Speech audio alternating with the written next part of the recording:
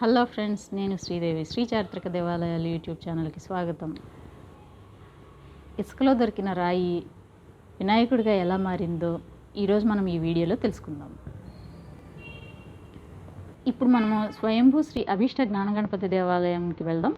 ఈ గుడిని చూడాలి అనుకుంటే కర్నూలు సిటీలోని మయూరి గ్రీన్లాండ్స్ కల్లూరు ఎస్టేట్లో ఉంది.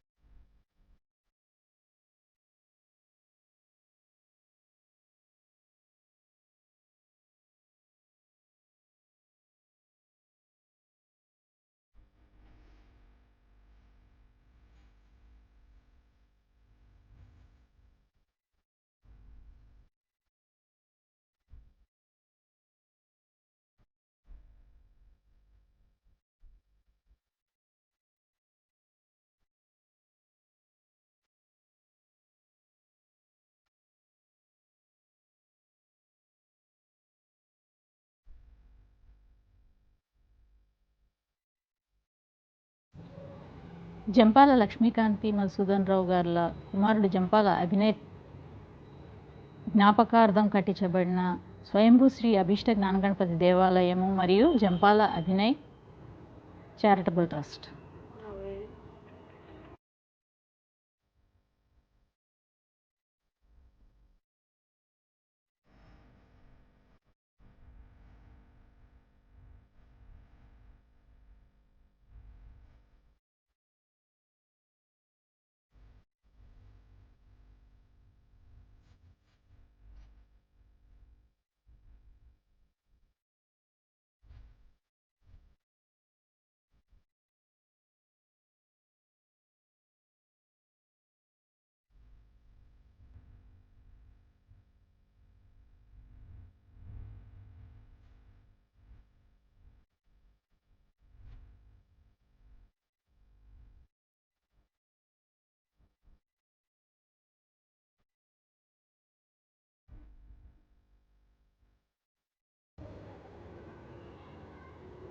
ఈ గుడి యొక్క మరిన్ని విశేషాలు ఈ గుడి పూజారి గారి మాటల రూపంలో తెలుసుకుందాం.